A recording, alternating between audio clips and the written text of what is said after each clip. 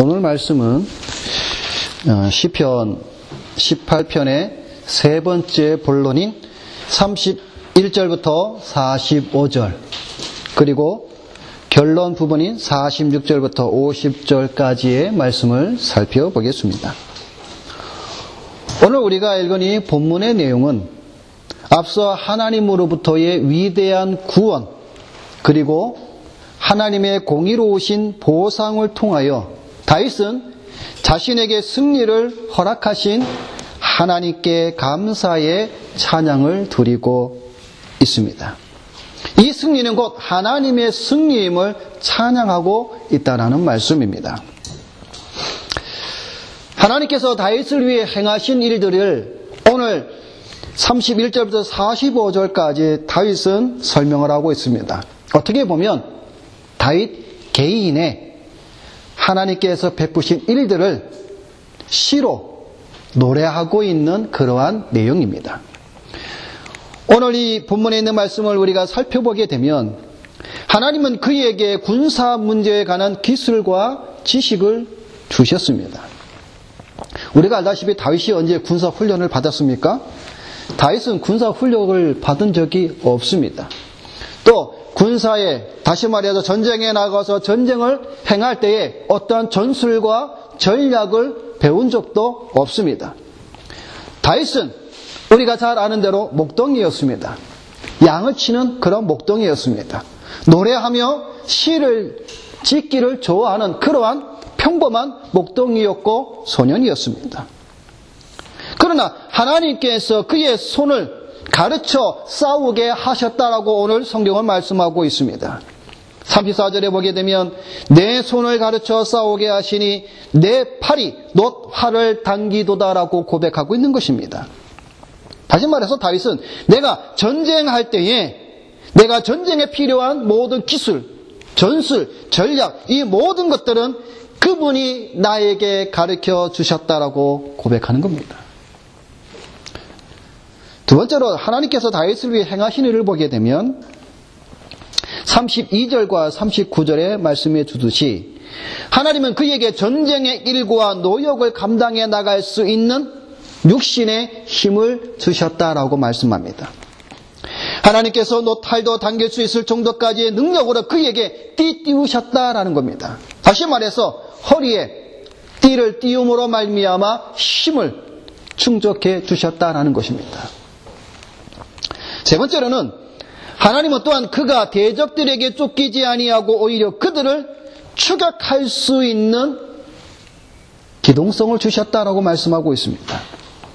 33절과 36절에 이렇게 고백합니다. 나의 발로 암사슴 발같게 하시며 내 걸음을 넓게 하셨도다 말씀하고 있는 것입니다. 네 번째로 하나님은 다윗을 담대하게 하셨다라고 말씀합니다. 적군이 그의 길을 막으면 아주 쉽게 그들을 뚫고 나갔으며 담이 있으면 그 담을 뛰어넘으며 성벽과 보루가 있으면 그것에 올라가 대적들을 물리쳤다라고 말씀합니다. 33절에 말씀하고 있습니다. 다섯 번째로 하나님은 최악의 위기 속에서 위험한 순간 속에서도 다윗을 보호하셨고 안전하게 하셨다라고 말씀합니다. 주께서 또 주의 구원은 방패를 내게 주시며 라고 35절에 고백합니다. 또 43절에 말하기를 그 방패가 사방에서 나를 둘러싸 보호하나이다. 내가 그 방패로 인해 나의 멸망을 노리는 백성의 다툼에서 강포한 자에게서 건짐을 받았나이다 라고 48절에 말씀하고 있습니다. 여섯 번째로 하나님은 그의 계획 속에서 그를 형통케 하셨다라고 말씀합니다. 그의 길을 완전하게 하신 이는 여호와이시다라는 것이죠. 그를 붙든 것이 오직 하나님의 오른손이었다라고 35절에 또한 고백합니다. 일곱 번째로 하나님은 자신을 버린 자들을 패배케 하셨다라고 말씀합니다. 내가 죄를 바람 앞에 티끌같이 부서뜨리고 42절에 말씀합니다. 그리고 47절과 48절을 보게 되면 하나님께서는 뜻이 의로운 자를 보수하시며 그가 기뻐하는 자들을 위하여 그들을 대적하는 자 위에 그들을 드신다라고 말씀하고 있습니다. 이 부분을 우리가 좀 더 우리가 살펴보게 되면 설령 그 대적들이, 악인들이 여호와의 이름을 부른다고 하여도 그들에게는 승리가 없음을 말씀하고 있는 겁니다. 고대에는 이방인들도 자기들의 어떠한 전쟁이나 싸움에서 승리를 얻기 위해서는 상대방이 믿는 우월한 신의 이름을 부르기도 했다고 합니다. 그러니까 악인들이 설령 여호와의 이름을 부르고 그 앞에 청구하여도 간구하여도 하나님께서는 그들에게 응답하지 않는다라는 것을 우리에게 말씀해 주고 있는 겁니다. 41절에 이렇게 말씀하고 있습니다. 그들이 부르짖으나 구원할 자가 없었고 여호와께 부르짖어도 그들에게 대답하지 아니하셨나이다 라는 말씀이 바로 그 말씀입니다. 여러분, 이러한 말씀이 성경에 보면은 여러 군데에 이런 말씀들이 적용되는 것을 우리가 볼 수가 있습니다. 예를 들면 여러분, 우리가 잘 아는 에서가 있습니다. 에서는 우리가 잘 아는 대로 팥죽 한 그릇에 야곱에게 무엇을 팔았습니까? 장자권을 팔았죠. 그 장자권을 판 후에 이 에서는 아버지 이삭으로부터 축복의 기도를 받지 못했습니다. 야곱이 그것을 가로챘죠. 에서가 나중에 야곱이 자기를 속이고 아버지 앞에 자기가 받아야 될 장자의 축복을 잃어버린 것을 알게 됐습니다. 그때 에서가 뭐라고 말을 합니까? 성경을 보게 되면 저가 그 후에 축복을 기업으로 받으려고 눈물을 흘리며 구하되 버림바가 되어 회개할 기회를 얻지 못하였다라고 말씀하고 있습니다. 또 한 사람의 우리가 찾아볼 수가 있습니다. 사울왕이죠. 사울왕도 우리가 성경을 보게 되면 사울이 여호와께 묻자오되 여호와께서 꿈으로도 우림으로도 선지자로도 그에게 대답지 아니하심으로 내가 악을 행하였다. 즉 범죄하였나이다. 무슨 말입니까? 하나님께 부르짖어도 하나님께서 대답이 없으시다는 말씀입니다. 다시 말해서 다윗은 하나님께서 자신에게서 행하신 이들 가운데 하나인 하나님은 하나님을 버린 자들을 철저히 패배케 하신다라는 말씀입니다. 여러분, 우리가 하나님을 버리고 잘 될 것 같죠? 하나님 없이 여러분이 잘 살 것 같죠? 하나님 없이 우리가 평탄할 것 같죠? 산산이 부서집니다. 마지막으로 다윗을 향해 하나님께서 행하신 일을 보게 되면 하나님은 그를 보좌로 들어올리사 구원하시고 살아있게 하셨을 뿐만 아니라 그를 고귀하고 위대하게 하셨다라고 오늘 우리가 읽은 본문에 보면 기록하고 있습니다.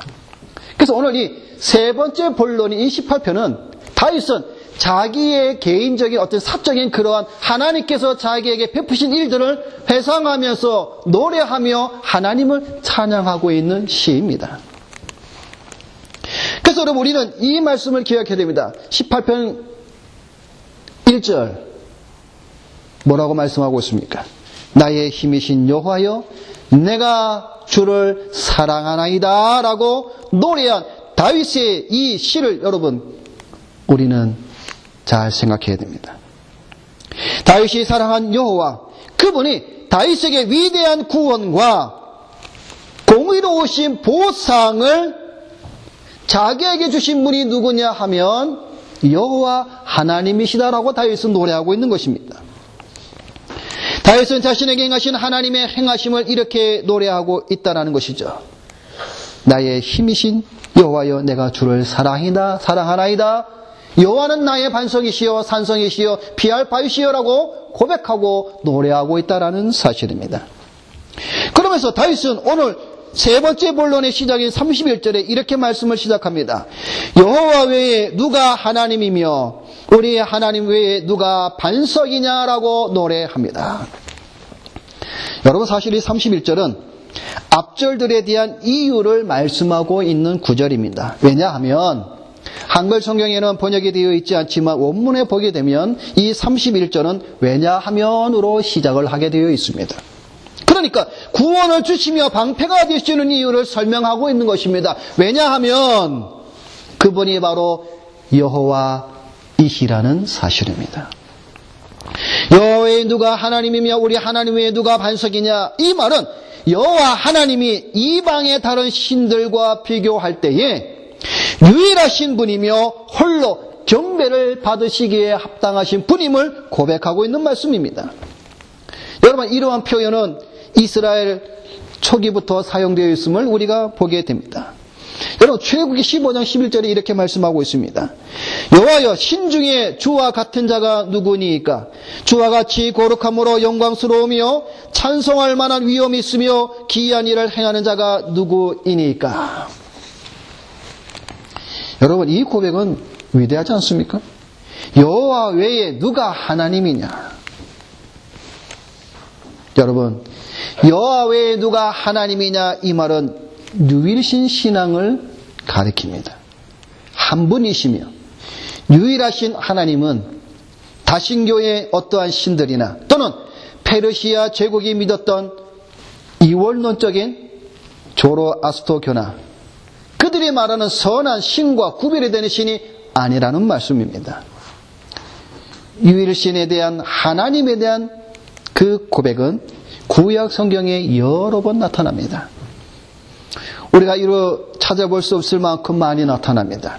여러분, 구약 성경에 보면 이런 말씀들이 여러분이 많이 보았을 것입니다. 우리 하나님 여호와 같은 이가 없을 것이다. 하나님 외에는 아무도 없다. 여호와는 한 분이시다. 당신과 같은 이가 없습니다. 당신 홀로 하나님이십니다. 나의 전에 지음을 받은 신이 없었느니라. 나의 후에도 없었느니라. 나 외에 다른 이가 없나니 나밖에 신이 없느니라. 그 외에는 다른 하나님이 없다 하리라. 나 외에 다른 신이 없나니 나 외에 다른 이가 없느니. 구약 성경에는 이런 말씀이 많이 기록되어 있습니다. 오늘 본문 31절에서는 우리는 이 말씀을 통해서 두 가지의 사실을 발견하게 되는 것입니다. 첫째는 뭡니까? 아무도 없다라는 겁니다. 두 번째는 다른 어떤 신도 여호와와 비교할 수 없다라는 것입니다. 다시 말해서 여호와 외에 다른 신은 아무도 없으며 여호와 외에 다른 신이 어떤 신이라도 여호와와 비교할 수 없다라는 것을 우리에게 가르쳐주고 있다라는 사실입니다. 그래서 오늘 저는 이 세 번째 본론 이 말씀을 통해서 다윗은 위대하신 하나님으로부터 구원받은 과 자신의 공의로운 보호상을 통하여 승리를 하게 하신 그 여호와 하나님에 대한 그 말씀을 오늘 이 본문을 통해서 짧게 말씀을 드리고자 하는 것입니다. 오늘 첫 번째로 우리가 살펴볼 말씀은 바로 여호와입니다. 여러분, 우리 출애굽기 3장을 한번 살펴봅시다. 그래.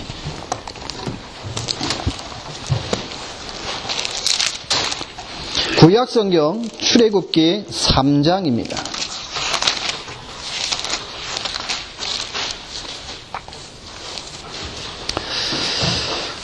지금 우리가 읽은 이 출애굽기 3장 14절의 말씀은 아주 중요한 말씀입니다. 자, 출애굽기 3장 14절 우리 다 같이 우리 함께 읽겠습니다. 하나님이 모세에게 이르시되 나는 스스로 있는 자이니라. 또 이르시되 너는 이스라엘 자손에게 이같이 이르기를 스스로 있는 자가 나를 너희에게 보내셨다 하라. 아멘. 여러분, 출애굽기 3장을 보게 되면 어떤 장면입니까? 모세가 하나님의 부르심을 받아서 이스라엘 백성에게 보내심을 받는 장면입니다. 그런데 모세가 하나님께 아뢰입니다. 내가 이스라엘 백성들에게 가서 너를 보낸 자가 누구냐라고 물을 때 내가 무엇라고 대답을 하면 되겠습니까? 라는 것이죠. 누가 너를 보냈느냐라는 것이죠. 그들이 내게 묻기를 너를 보낸 자의 이름이 무엇이냐라고 말할 때 내가 무엇라고 말하겠습니까? 이 물음에 대한 답변을 이렇게 말씀하셨습니다. 바로 우리가 읽은 14절의 말씀이죠. 하나님이 모세에게 이르시되 나는 스스로 있는 자이니라. I am who I am. 나는 스스로 있는 자니라. 스스로 있는 자가 너를 보내었도다라고 말하라 그것이죠. 여러분, 나는 스스로 있는 자니라. 바로 여호와라는 말씀이죠.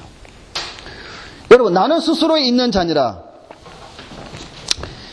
우리가 자주는 아니지만 그래도 종종 들었고 우리가 익히 아는 하나님의 이름이죠. 나는 스스로 있는 자니라. 여러분, 이 말씀에 대해서, 이 이름에 대해서 여러분 우리가 좀 더 한번 말씀을 살펴보고자 하는 것입니다. 나는 스스로 있는 자니라. 히브리어를 보게 되면 에흐예 아세르 에흐예라고 이렇게 되어 있습니다.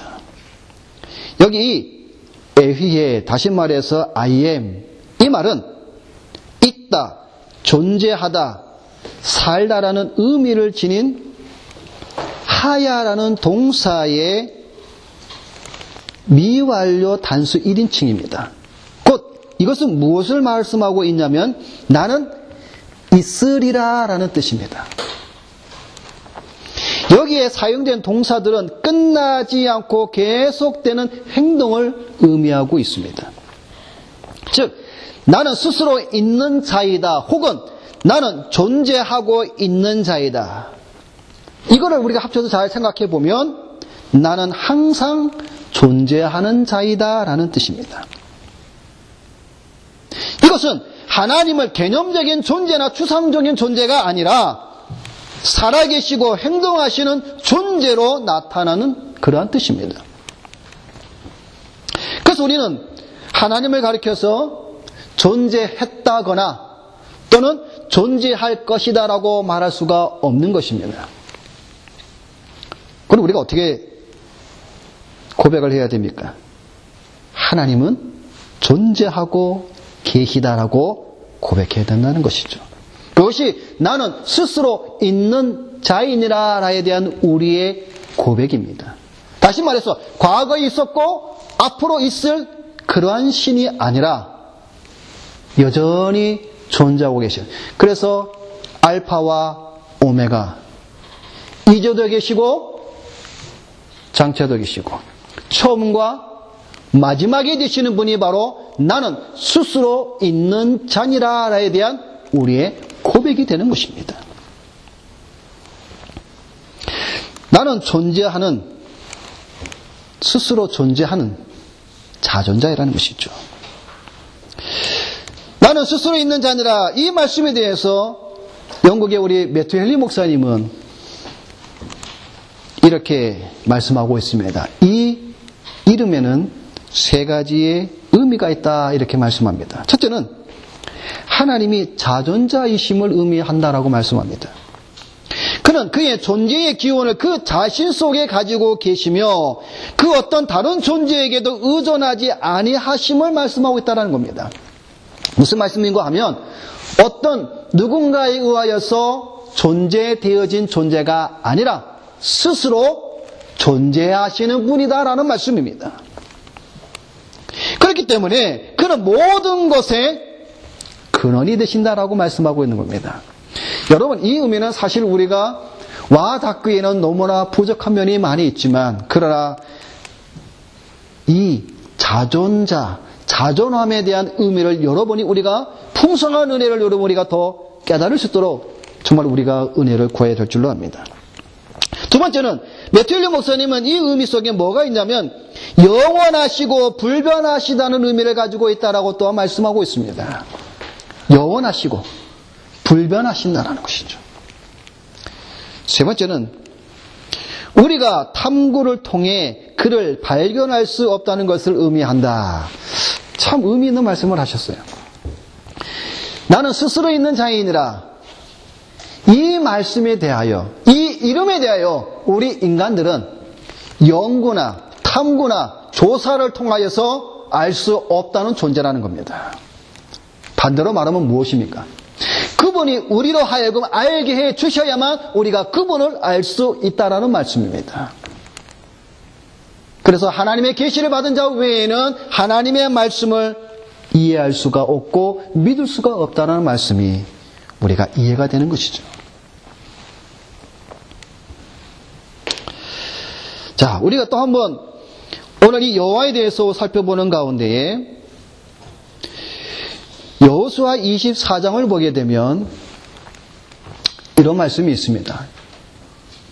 여호수아 24장에 보면 여호수아가 마지막 임종을 앞두고 이스라엘 백성들에게 이런 말을 합니다. 너희가 섬길 자를 오늘 택하라. 오직 나와 내 집은 여호와를 섬기겠노라 라고 말하는 장면을 여러분이 기억을 하실 것입니다. 여호수아는 이스라엘 백성들에게 지금까지 베풀어 주신 하나님의 은혜를 쭉 설명을 합니다. 우리가 어떻게 해서 애굽에서 건너왔고 가나안 땅에 와서 땅을 정복했고 이러한 일들을 쭉 열거한 후에 여호수아는 이제 그들에게 우상을 포기하고 오직 하나님만을 섬길 것에 대한 촉구, 다시 말해 신앙의 결단을 요구하고 있는 것이 여호수아 24장의 내용입니다. 여호수아는 지한 역사를 통해 역사하신 그 하나님의 존재, 하나님의 행하심, 그분이 바로 여호와이심을 이 백성들로 하여금 그분만을 섬기라라고 마지막 임종을 앞두고 여호수아가 그들에게 하는 말씀입니다.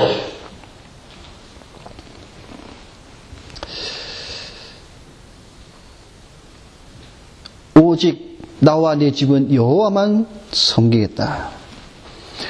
여러분, 이게 뭐 단순히 우리가 생각할 때 주일학교 어린아이들에게 전해주는 하나의 재미난 이야기로 우리가 생각해서는 안 됩니다.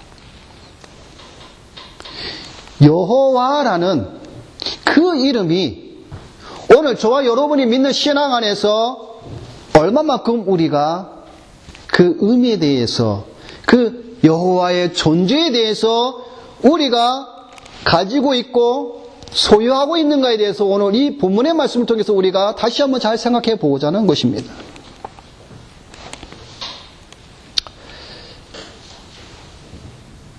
여호수아는 여호와에 대한 신앙을 그 무엇과도 비교할 가치나 머뭇거릴 하등의 이유가 없이 단호하게 고백을 했습니다. 여호와만 섬기겠다.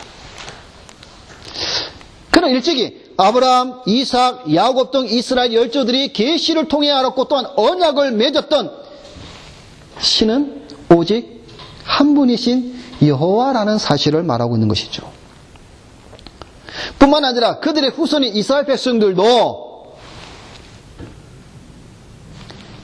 알고 있는 신 역시 그들과 맺은 언약을 체결하신 그 신도 누구냐 하면 여호와라는 사실입니다. 우리는 방금 출애굽기와 이 여호수아를 통해서 여호와에 대한 의미와 그리고 그 여호와에 대하여 어떤 신앙의 고백을 하여야 함이 바른 것인지를 우리가 지금 방금 우리가 살펴보았습니다. 오늘 이 자리에 앉은 여러분들은 여호와에 대하여 어떤 믿음의 고백과 의미를 가지고 있습니까? 제가 이 질문을 드릴 때에 함께 한 가지 질문을 여러분에게 드리겠습니다. 여러분, 성부 하나님만이 여호와이십니까?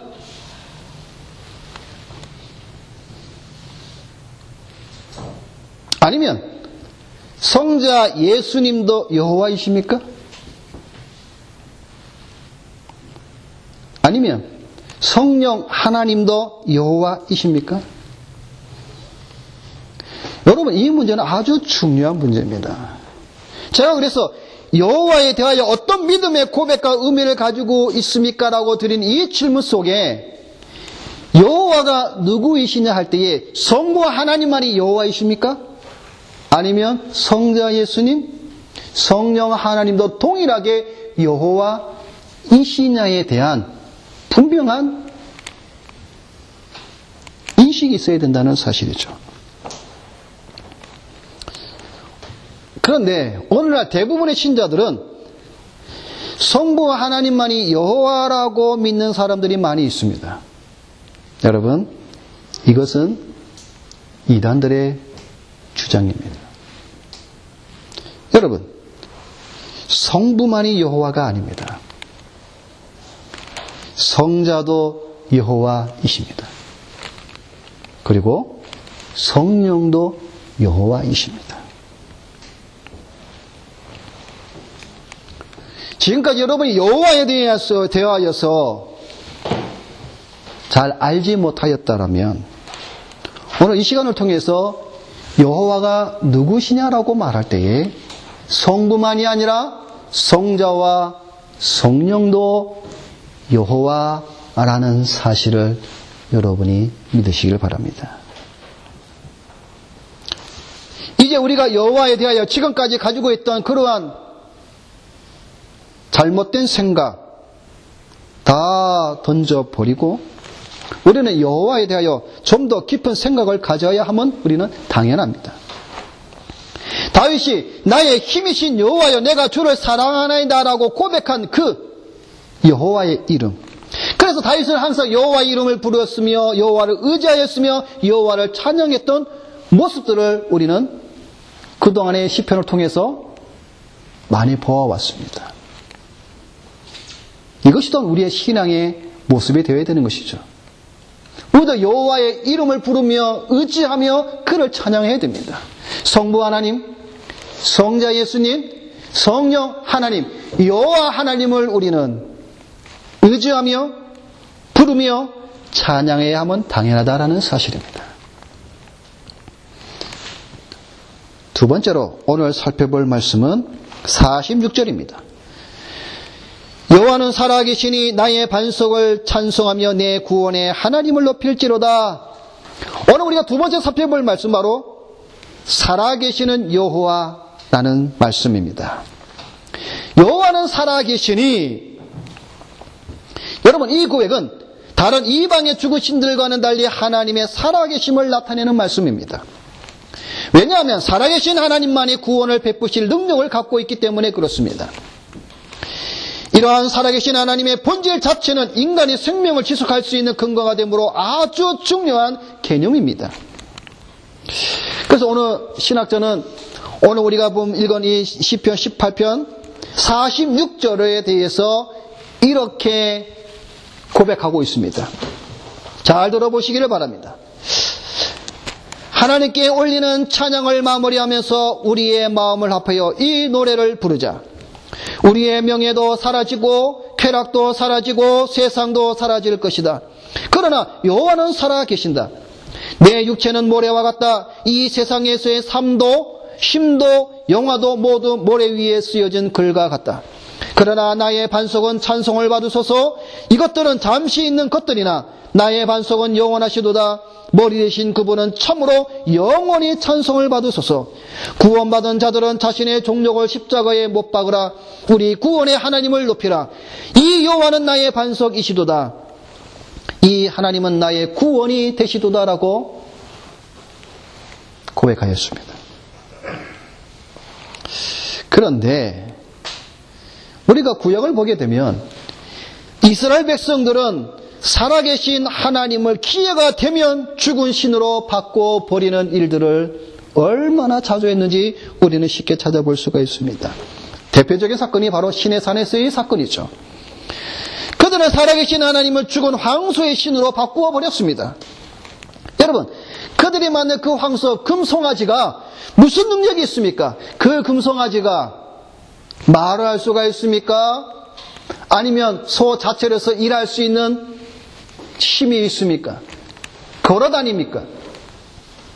죽은 자를 살릴 수가 있겠습니까? 자, 여러분 우리는 예레미야 말씀을 우리가 한번 잘 생각을 해 보아야 됩니다. 여러분 우리 예레미야 10장의 말씀을 보겠습니다. 구약성경 예레미야 10장입니다. 구약성경 1067페이지입니다. 구약성경 1067페이지 예레미야 10장 8절입니다.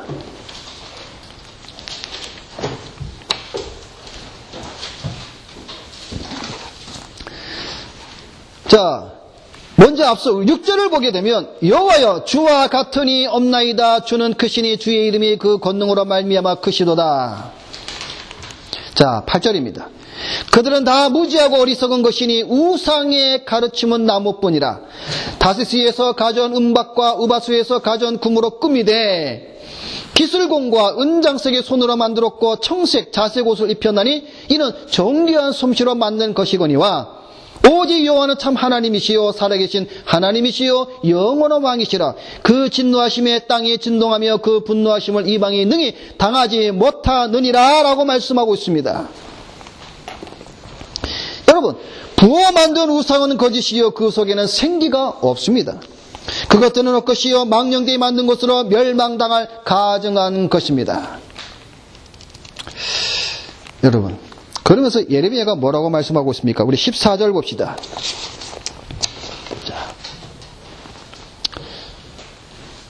자, 14절, 15절 우리 다 같이 읽어봅니다.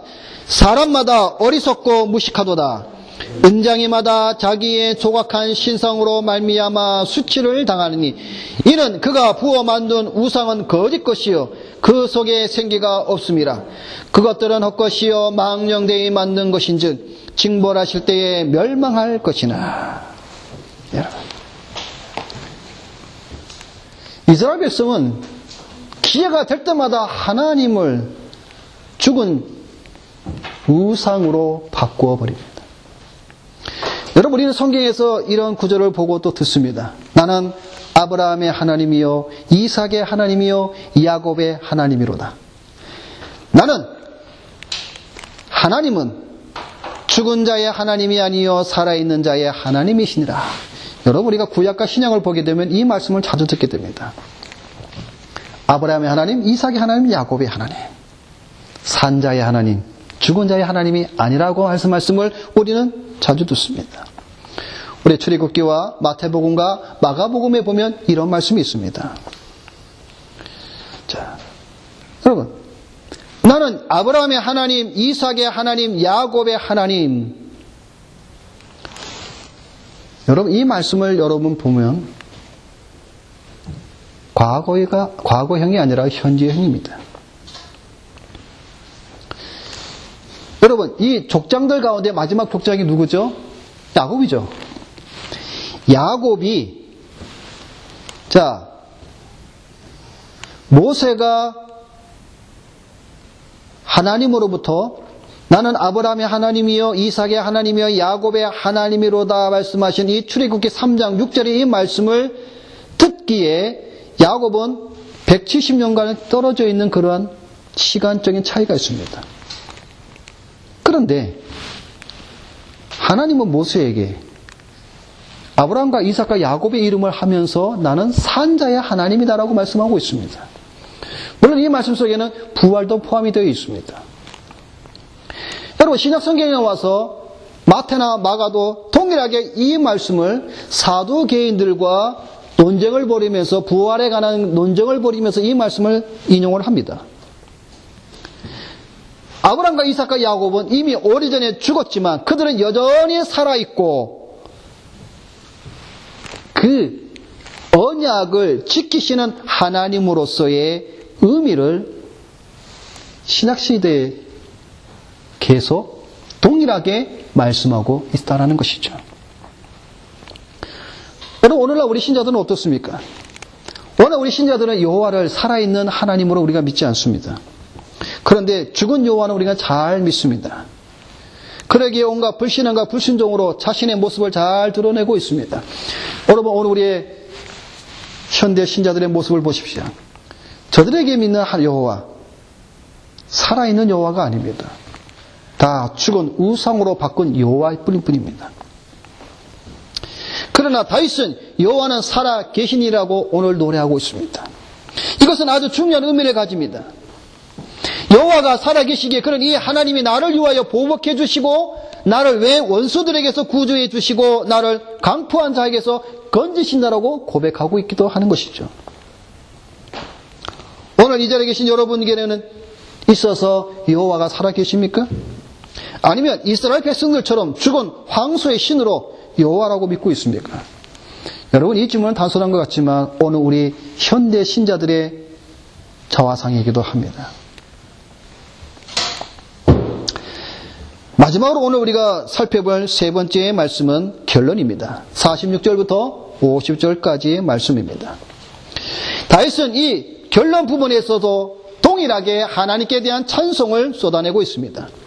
특히 다윗은 자기의 후손으로 오실 메시아를 바라보며 메시아가 가져오실 이방인의 구원을 예언하고 있습니다.